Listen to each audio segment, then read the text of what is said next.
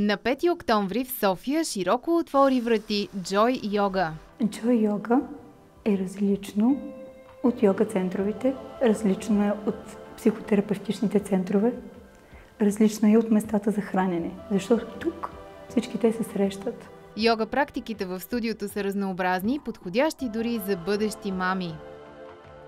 Румяна е една от малкото специалисти в България, които успешно прилагат IFS метода на психотерапия. Той помага на хората да постигнат баланс в живота си. В Joy кухня храната е аюрведична и разнообразна, а на дългата маса в сърцето на студиото хората споделят времето си заедно. Искам хората да знаят за Joy Yoga, че ние сме общност, в която те са добре дошли. А самишлениците, които ще срещнете там, са хора вдъхновени да работят върху тялото си, върху душата си, вдъхновени да направят това, което е необходимо, за да се чувстват добре.